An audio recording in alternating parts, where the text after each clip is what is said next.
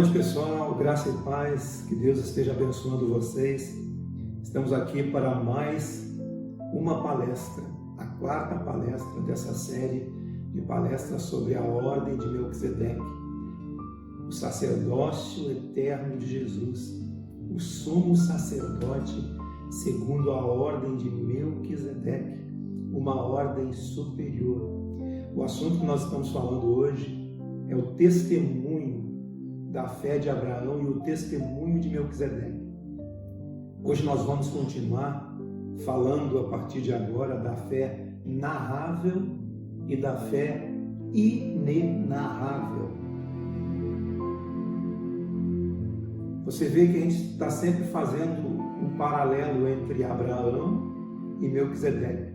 Então, em Abraão, nós temos a fé narrável, a fé que se narra, a fé que se registra, a fé que se conhece, a fé que está identificada nas Escrituras, a fé que segue uma história, que segue uma genealogia.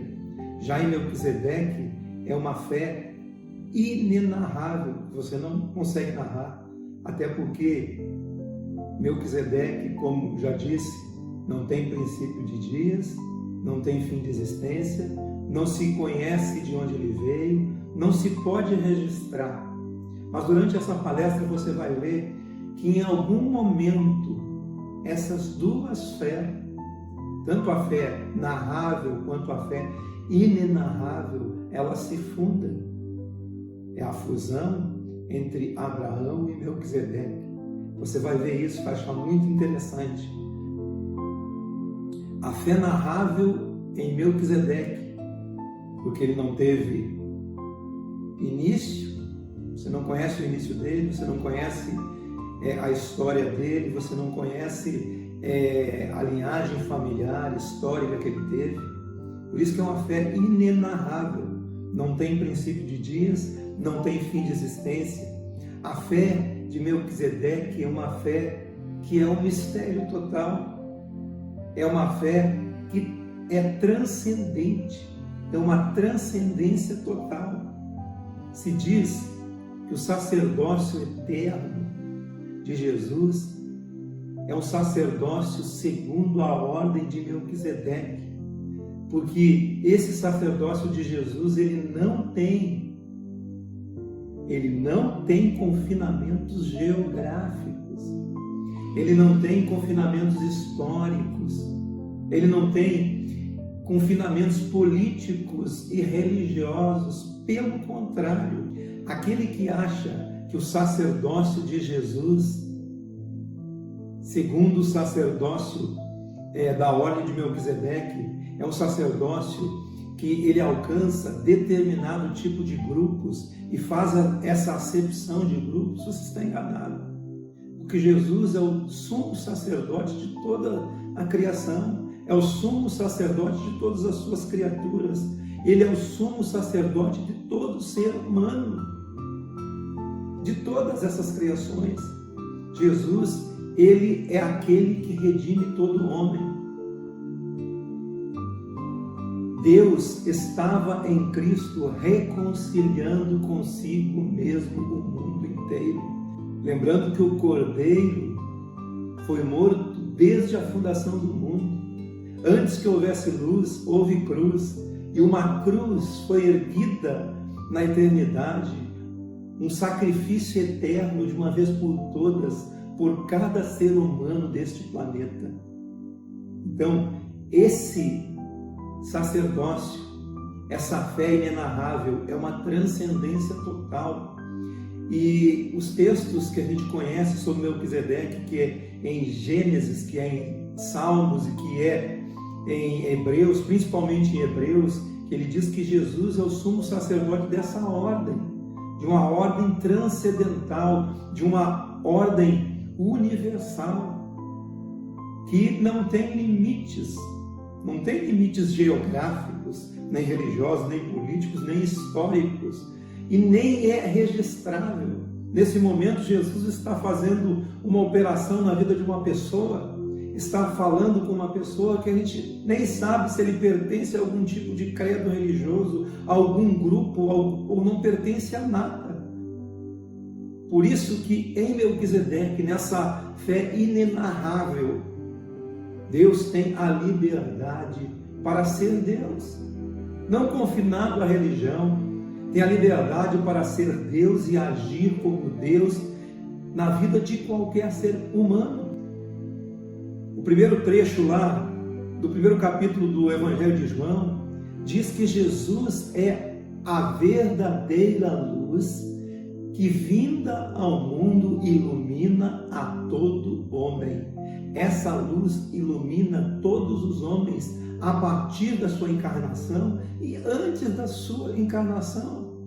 Porque no princípio era o Verbo estava com Deus, o Verbo era Deus, e Deus jamais deixou de comunicar com as suas criaturas, jamais deixou de entrar em contato com quem quer que seja. Os céus declaram a glória de Deus e o universo, o firmamento, as obras das suas mãos. Isso também são comunicações de Deus, são comunicações eternas de Deus com a humanidade. Deus jamais deixou alguém sem ouvir a voz dele. Agora, se ele ouviu a voz dele e seguiu, recebeu no coração aquele sino daquela voz, é outra história.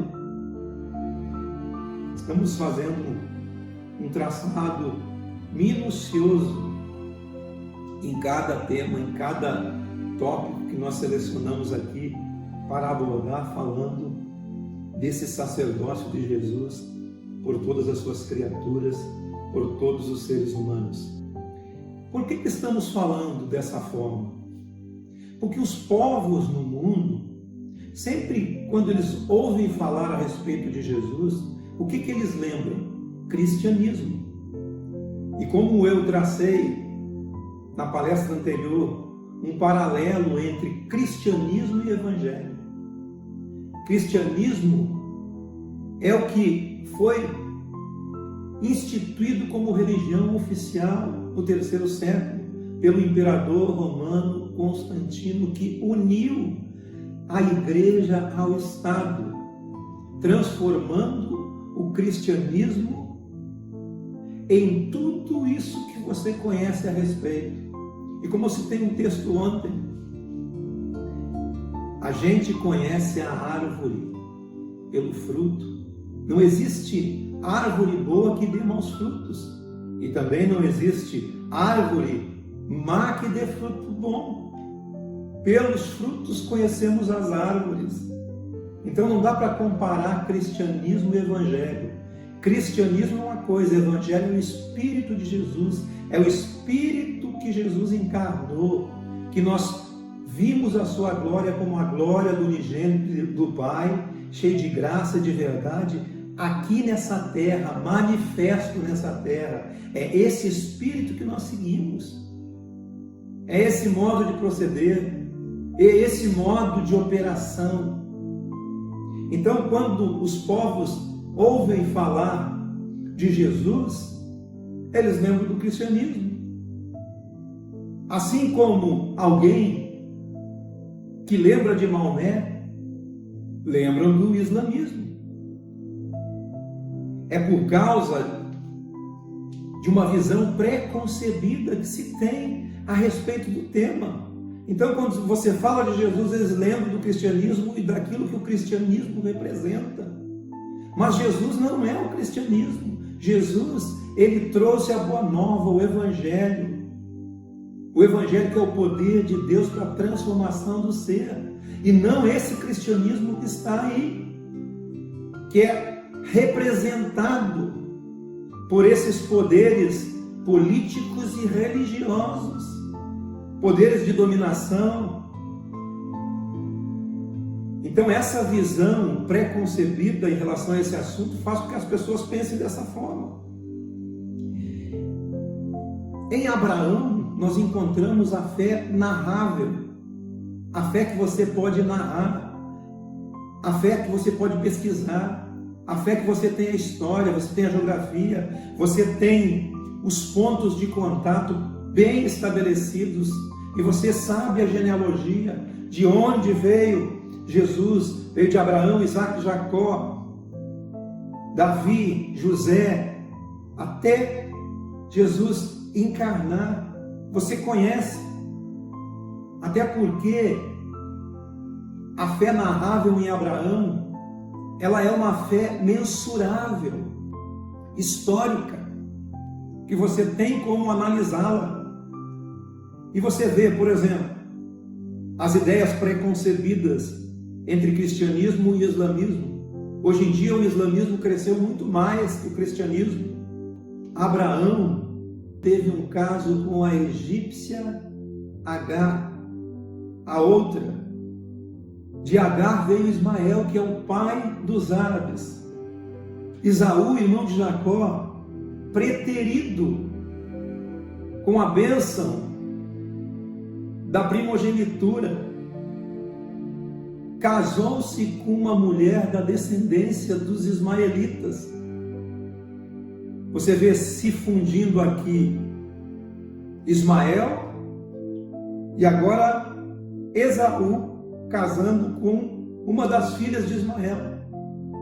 E se fundem nesse ponto duas bandas psicologicamente amarguradas da descendência de Abraão.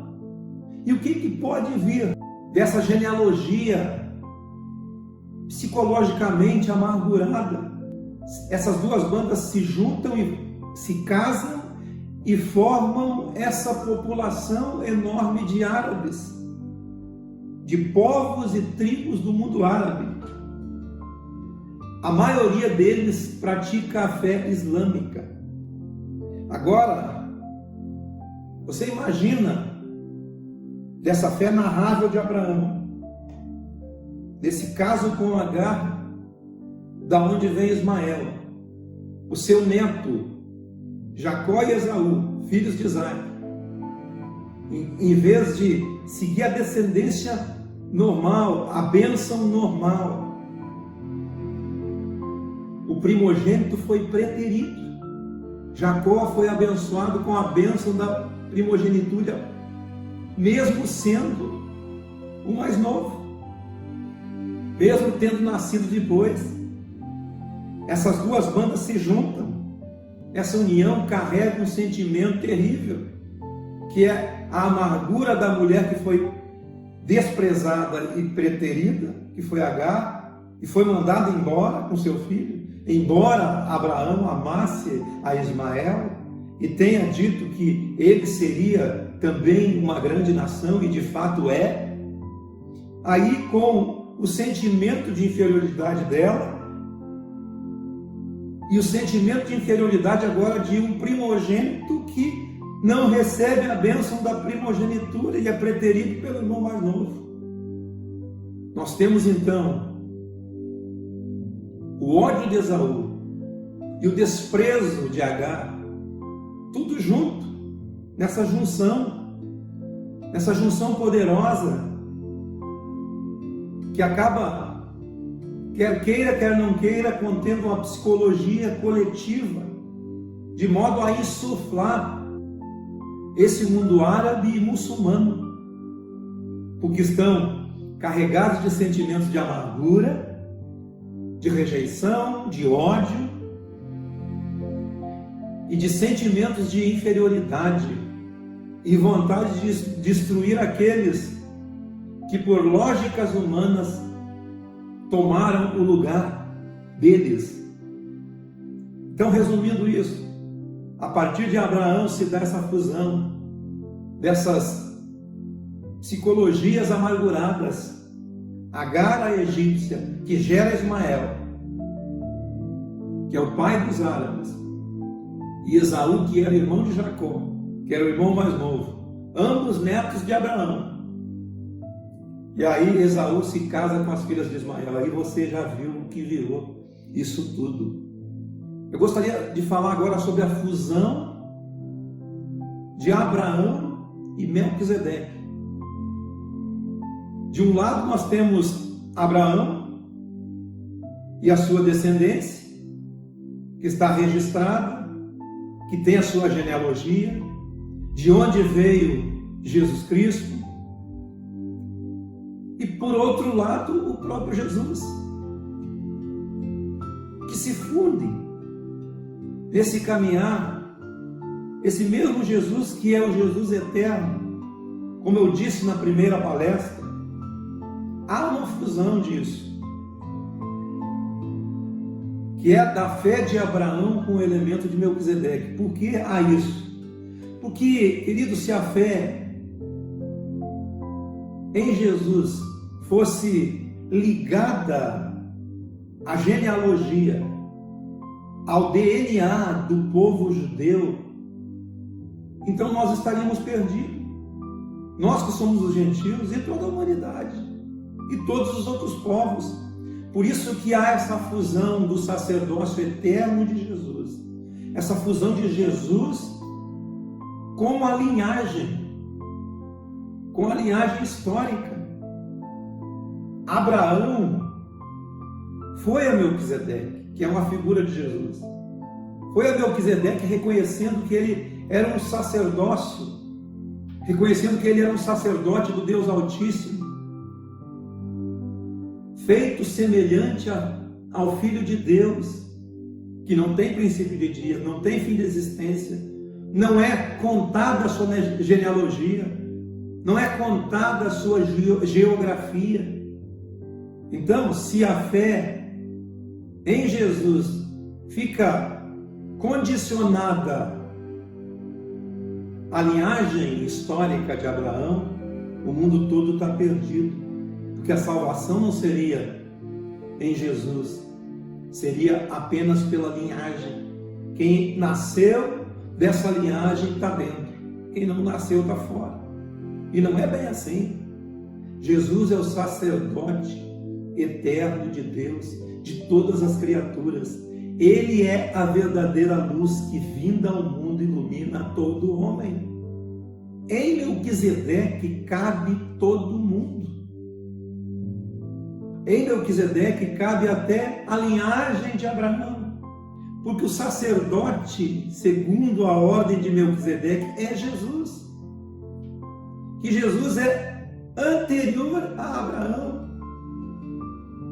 Jesus disse para os fariseus: Abraão viu os meus dias e regozijou-se. Ele é o princípio de tudo. Todas as coisas estão sustentadas pela palavra do seu poder. Por isso que eu fiz a primeira palestra falando sobre o Jesus eterno. Você tem que ir lá e ver. Vai lá no YouTube, Gustavo V. Santos. Acessa lá o Jesus eterno, palestra 1. Eu vou falar sobre a eternidade de Jesus. E lá você vai entender isso que eu estou falando. Por isso que essas palestras, elas estão conectadas uma a outra, seguindo uma sequência. Mesmo que venhamos repetir muitas vezes muitas coisas aqui, mas sempre teremos coisas novas. Então, em Melquisedeque, em Jesus, no Jesus eterno, cabe tudo. Inclusive toda a genealogia de Abraão. Por isso que há essa fusão de um sacerdócio com o outro. Jesus representa esse sacerdócio eterno e ele entra na linhagem de Abraão. E hoje a salvação ela está estendida a toda a humanidade.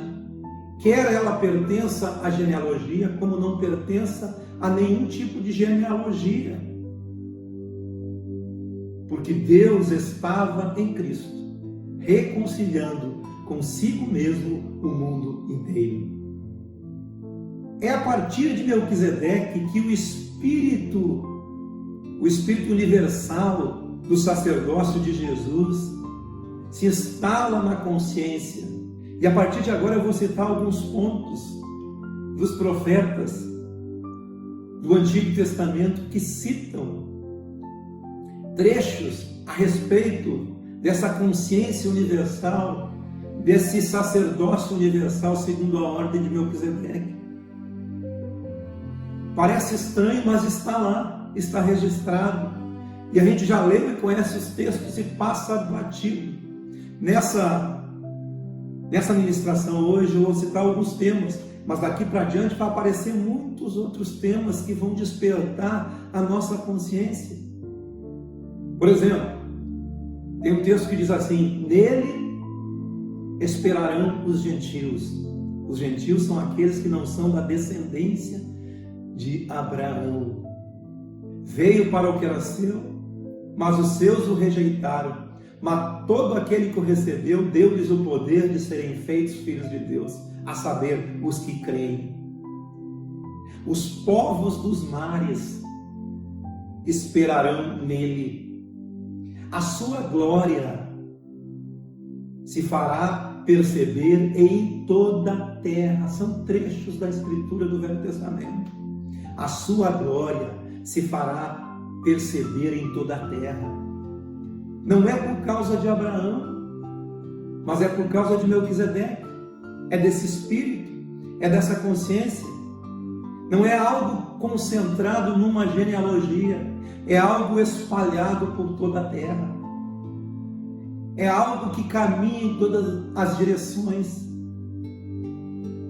É algo que vem do norte, do sul, do leste, do oeste. Não é concentrado em apenas um povo, uma etnia. É algo que é derramado por graça a todo homem.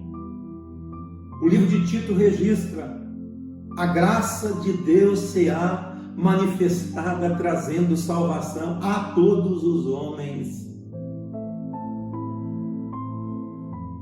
Por isso, em Melquisedeque, existe a esperança para qualquer pessoa do planeta. No sentido de que estamos falando de genealogias históricas que apontem na direção de uma promessa feita a Abraão e os seus descendentes, mas há esperança para todos, em qualquer lugar, em qualquer tempo, em qualquer era. É por causa de Melquisedeque, desse sacerdócio, que a fé de Abraão deixa de ser uma fé apenas étnica, mas ela é uma fé que transcende. Deixa de ser uma fé étnica e genealógica e passa a ser uma fé transcendente, supraética, supragenealógica. Então, alcança outras etnias, alcança outras genealogias, até porque Melquisedeque não tem princípio de dias nem fim de existência, não tem genealogia, não se sabe onde ele vem. Assim, ele é como o vento do Espírito. O vento sopra aonde quer, ouves a sua voz, não sabe de onde vem nem para onde vai. Assim é todo que é nascido do Espírito. De repente, não sabe nem de onde veio, nem para onde vai, mas veio aquele sopro do Espírito e a pessoa teve a percepção, teve a sua mente aberta e recebeu o Evangelho no seu interior. Melquisedeque, esse sacerdócio, não precisa de nada instituído pela genealogia, ou pela ortodoxia, ou pela religiosidade. Melquisedeque simplesmente é. Indo para o Novo Testamento, o que disse Jesus aos seus discípulos? Como ficou isso registrado nos Evangelhos? Aqui a gente vai dar um exemplo de o que cada Evangelho registrou a respeito dessa consciência. Quando você, por exemplo, chega em Mateus, que ele começa de uma maneira e termina de outra, começa incorporando os ensinos e os oráculos do Senhor nas parábolas que a gente vê ali no Novo Testamento, carregando ainda um peso dessa repetição de parábolas que expressavam o cotidiano judaico, que sempre os judeus tentavam fazer prosélitos por via da informação. Mateus, ali no capítulo 28, ele diz assim: ide e ensinai todas as nações, batizando-as em nome do Pai, do Filho e do Espírito Santo. Já tinha uma ortodoxia, algo ortodoxo. Mas no versículo 20 ele já diz: ensinando a guardar as coisas que vos tenho mandado, e eis que eu estou convosco todos os dias.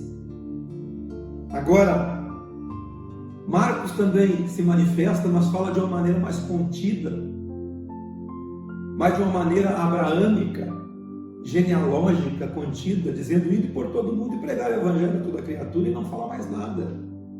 A diferença dos textos de um e outro. Agora, Mateus termina abrindo mais, dizendo: ensine as nações, forme a consciência das nações, formem discípulos. Discípulo é aquele que aceita a disciplina do mestre. Discípulo é aquele que caminha no caminho do mestre. Existem várias estradas os homens fazem, mas caminhos vão crescendo cada dia dentro de nós. Então, Mateus termina com a formação de uma consciência de ensino. Agora, quando você chega em Lucas, você vê que cada vez ele fica mais parecido com o espírito, não o espírito de Abraão, da genealogia, mas mais parecido com o espírito de Melquisedeque. Marcos não registra nenhum tipo de genealogia no seu livro. Mateus já registra as genealogias no capítulo 1. Lucas,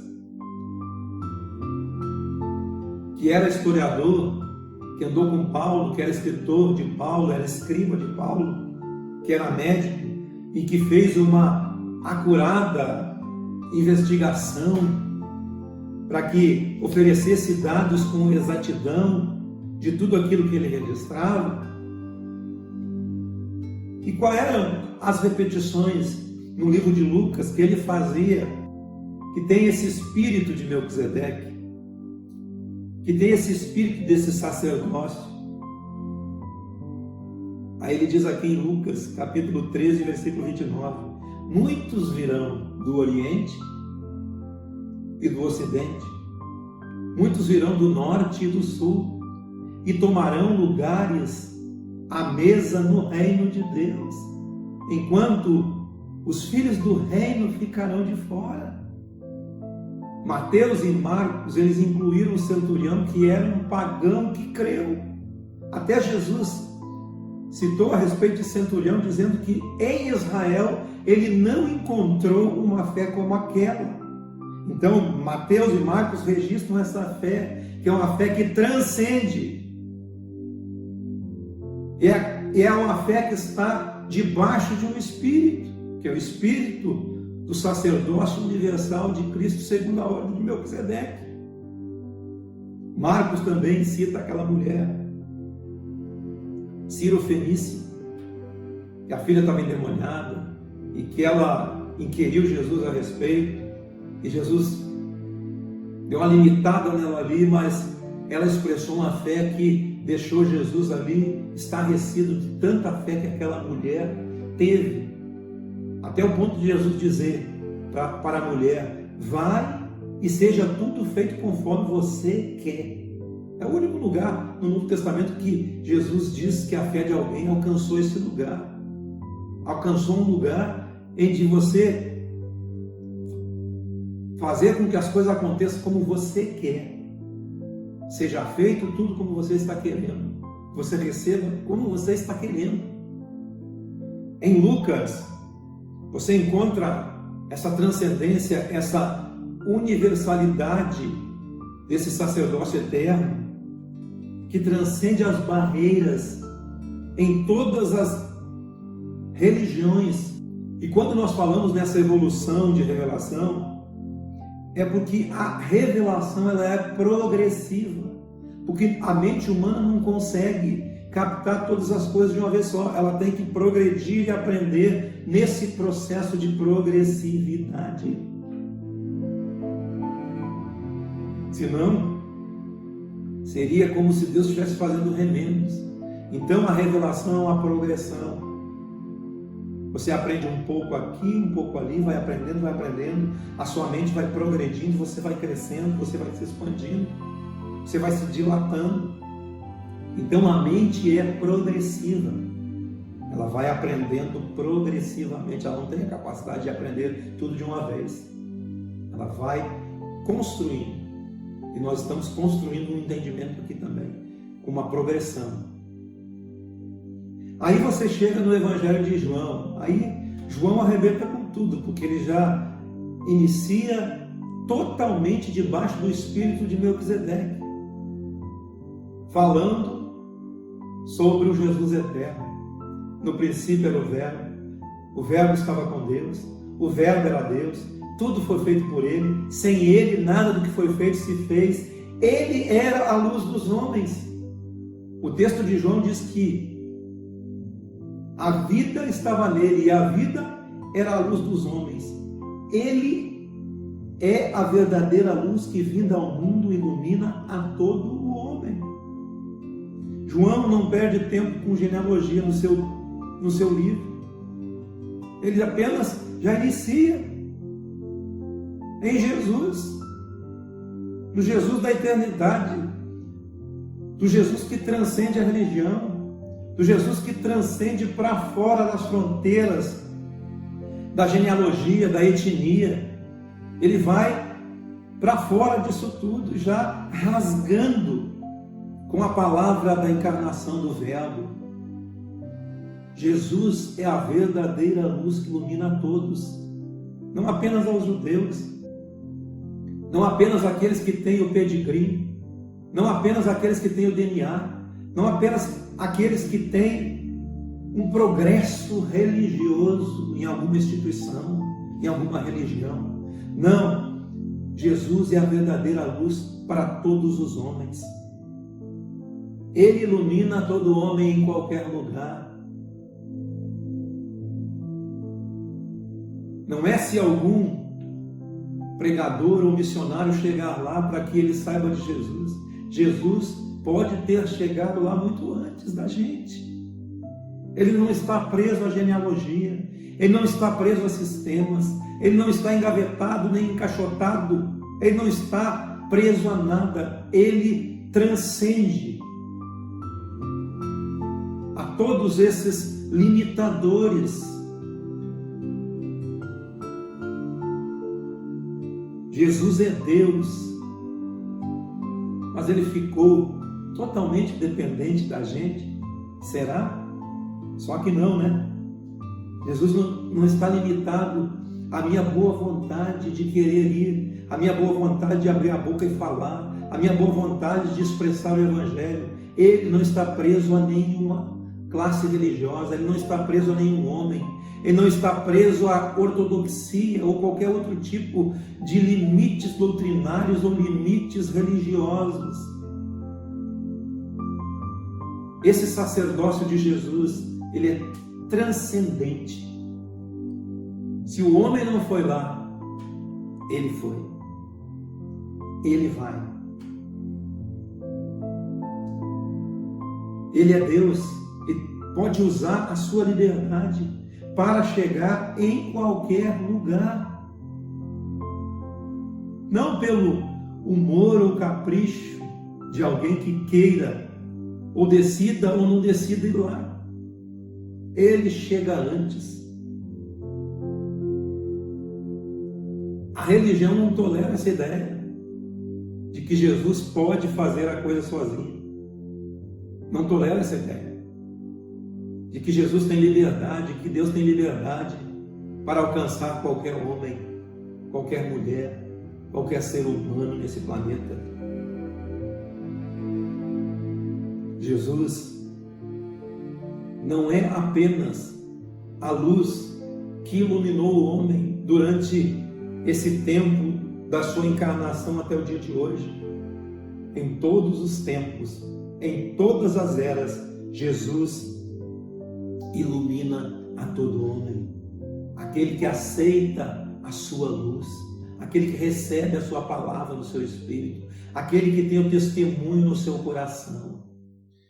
Quando Jesus fala ali, muitos virão do norte, do sul, do leste, do oeste, do oriente, do ocidente, de muitas pessoas que vieram e creram no Jesus eterno muito antes de Abraão existir. Ou você acha que a graça de Deus começou a se revelar apenas a partir de Abraão, a partir da sua genealogia? Não, ele sempre derramou graça sobre todas as eras. Ele é o mesmo Deus imutável, que não tem sombra de variação, que não faz acepção de pessoas. Ele derrama graça e misericórdia a todo ser humano. Ninguém jamais foi salvo na humanidade sem ter recebido a graça de Deus em Cristo Jesus, em qualquer tempo. Afinal, Ele é o Cordeiro eterno de Deus, imolado antes da fundação do mundo. Ele é Salvador de todos os povos, antes da crucificação, porque a crucificação é apenas o presépio que manifesta na história a cruz eterna de Deus, a cruz eterna erguida antes de qualquer história. Eu vou repetir isso para você. Ele é o Salvador antes da crucificação, porque a crucificação é apenas um presépio que manifesta na história a cruz que foi erguida antes de qualquer história. A maioria das pessoas tem tendência de cultuar a genealogia, cultuar o judaísmo. Deus derrama graça sobre todas as etnias, em todo momento, em todo tempo. Do ponto de vista da soberania de Deus, olha a carta que Nabucodonosor escreve aqui no Velho Testamento, que está lá em Daniel capítulo 4. Eu, Nabucodonosor, rei dos reis, superior sobre toda a corja de reis, que manda em todo o mundo, eu digo, o Deus eterno, sempre eterno, que não tem princípio de dias, não tem fim de existência, é eterno e misericordioso, e por causa da minha arrogância, da minha soberba, me fez virar bicho, e depois me levantou e me pôs de pé. E eu estou aqui para dizer, só Ele é Deus.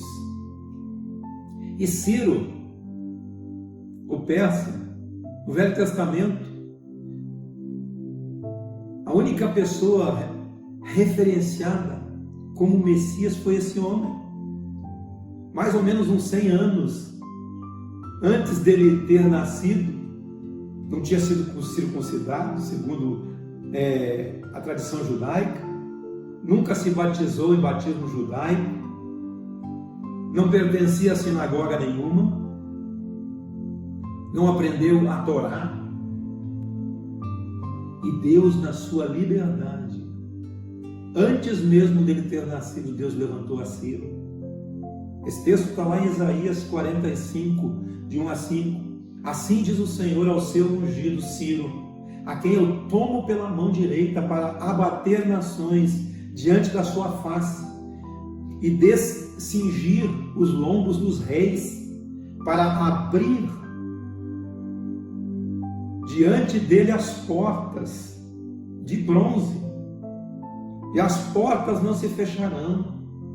Eu irei diante de ti e tornarei planos os lugares escabrosos, quebrarei as portas de bronze e despedaçarei os ferrolhos de ferro, dar-te-ei os tesouros das trevas e das riquezas encobertas, para que saibas que eu sou o Senhor, o Deus de Israel, que te chamo pelo teu nome.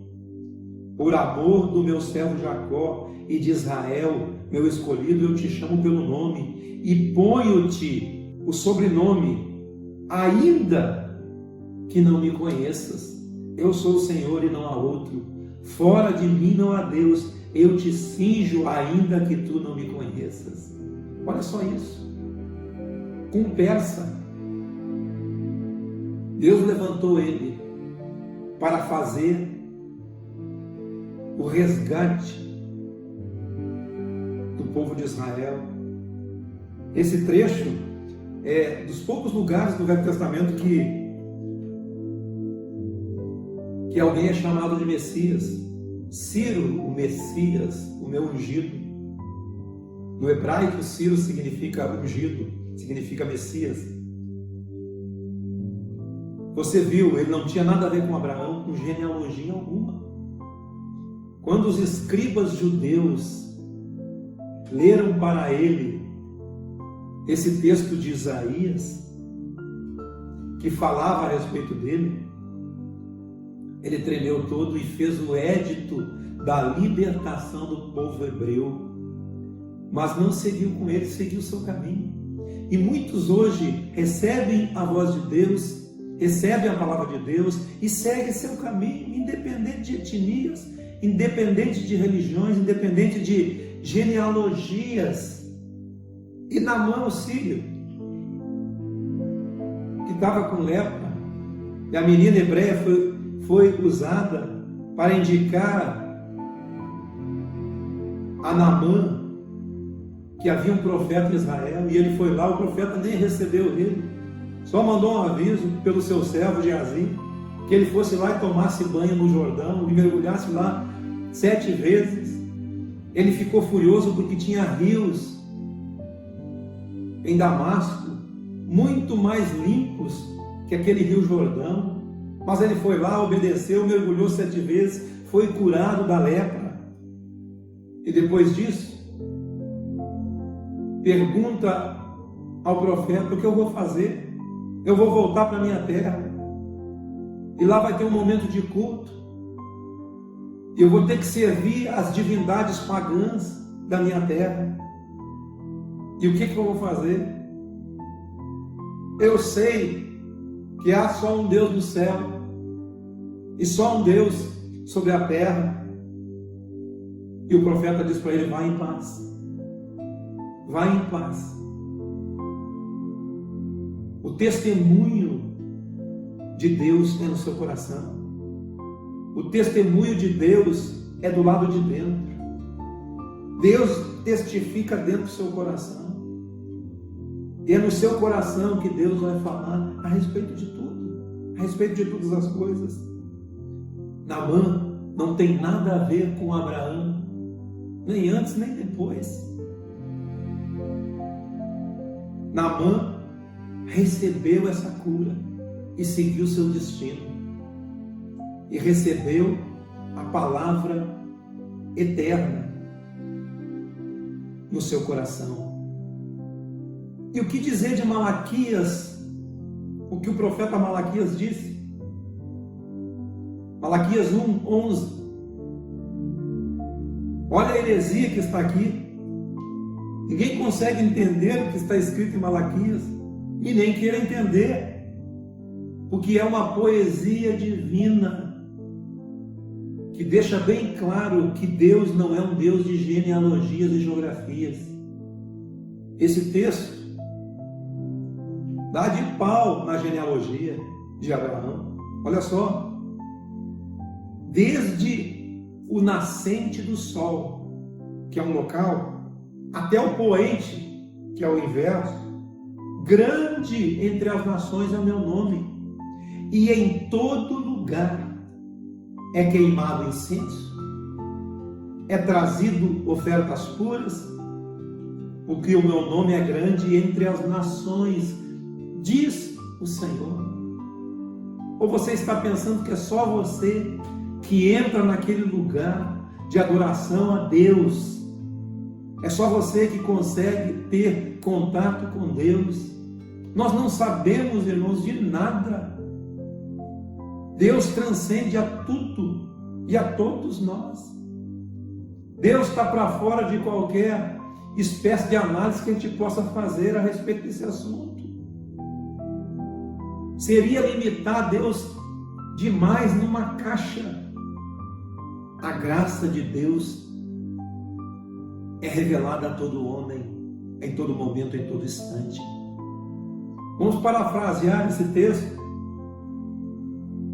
Vocês estão pensando que são o único povo que teve um êxodo, só porque está registrado o êxodo do povo de Israel, e os outros êxodos que existiram nas civilizações, nas etnias, para livrar aquelas etnias? Deus ama as suas criaturas, Deus ama todo homem. Deus amou o mundo de tal maneira que deu seu Filho unigênito, para que todo aquele que nele crê não pereça, mas tenha a vida eterna. O Cordeiro de Deus foi imolado antes da fundação do mundo. Porventura Deus não fez a mesma coisa pelos povos ixos, pelos filisteus, que foram libertos pela mão de Deus? Você acha que Deus só tem vínculo com aquele que tem a Torá na mão, ou tem a Bíblia? Você acha que Deus não tem vínculo com aquele que o agrada, como disse Pedro, todo aquele que o teme, lhe é aceito? Quando estava na casa de Cornélio, daqueles que supostamente ele viu na visão, que descia um lençol, que Deus disse mata e come, e ele disse que não se contaminaria com aquilo ali. E muitas pessoas não querem se contaminar com os outros credos, não querem se contaminar com as outras religiões, não querem nem ter diálogo com outras pessoas, por causa da sua presunção de ser melhor que o outro. Você tem que aprender a amar o seu semelhante e ver que na vida dele há um semelhante, há uma pessoa, há um ser humano que Deus ama. Quantos povos? Os incas, os maias, os astecas, os povos de Nazca, os celtas, os bretões, os germânicos, os bárbaros, os chineses, os japoneses, quantas etnias, os povos das ilhas, os povos dos mares, as tribos não conhecidas, as tribos indígenas que nem a gente sabe que existiram e já se extinguiram. Você acha que Deus não chegou lá? Você acha que eles morreram sem salvação? Não existe ninguém que não tenha a oportunidade de receber a salvação de Deus em algum tempo, em alguma era. Qualquer outra coisa que a gente queira imaginar das nossas etnias e outros povos, sírios, egípcios. Malaquias fala esse texto, e Jesus não tinha nem vindo ao mundo. Só para você ter uma ideia.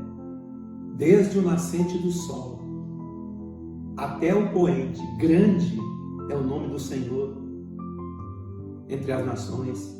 Em todo lugar significa em todo lugar. Em todo lugar existe alguém trazendo uma oferta pura ao Senhor. Ele é o Deus de qualquer tempo, de qualquer hora, de qualquer lugar, sem geografia definida. Ele é o sacerdote eterno. Jesus é o sacerdote eterno, segundo a ordem de Melquisedeque. Não tem princípio de dias, nem fim de existência. Não se sabe sua origem, não se sabe de onde vem, nem para onde vai.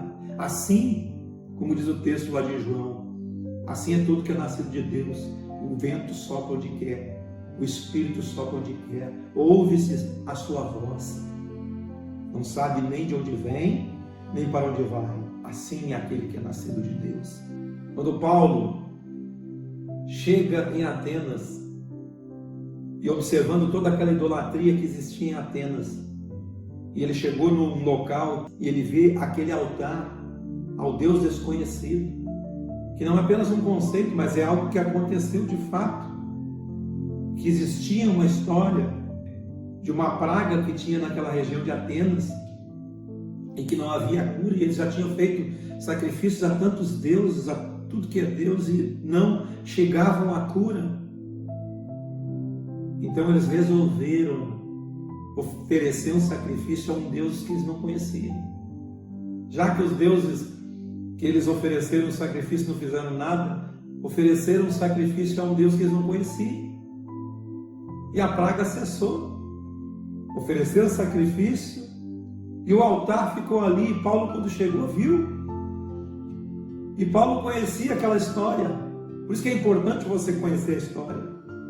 E quando ele falava aos filósofos, os epicureus e os estoicos, Paulo entrou com esse fato, olhando para eles, dizendo assim para eles: olha, eu vejo que vocês são pessoas muito religiosas e adoram muitas divindades, e passando e vendo todos os objetos do vosso culto, viam um altar a um Deus desconhecido. E aí ele entra dizendo que é exatamente esse Deus que vocês adoram sem conhecer que eu vos anuncio. E aí ele começa a pregar o Evangelho e pregar Jesus para eles, entrando na cultura deles, por aquilo que eles já tinham recebido do sacerdote eterno, segundo a ordem de Melquisedeque. Então Paulo faz essa equação aqui e nos diz que há milhões de homens e mulheres no mundo que adoram um Deus que não puderam ainda conhecer. É isso que nós estamos falando aqui. Muitos adoram um Deus que eles não puderam conhecer, não tiveram a percepção desse Deus, apenas têm algumas olhadelas dele e que precisam ser despertados. Mas não depende de mim, depende do sacerdócio eterno de Jesus, que está falando ao coração deles nesse momento, em qualquer lugar. Eles adoram a um Deus que não conhecem. E hoje, nós que temos um registro histórico e conhecemos a história de Jesus, conhecemos a sua genealogia, hoje nós podemos chegar e dizer: esse Deus que você adora sem conhecer, esse Deus é Jesus Cristo. Esse é Jesus Cristo, o Filho de Deus, o Filho do homem, aquele que se encarnou, aquele que é Espírito e verdade, aquele que a glória dele é Espírito e é verdade. E nós vimos e contemplamos a sua glória, a sua essência nessa terra, quando ele esteve aqui e deixou o seu Espírito para nós. Há muitos que adoram a Deus acima de qualquer celebração humana. Amém, queridos? Era isso que eu tinha para falar para vocês hoje.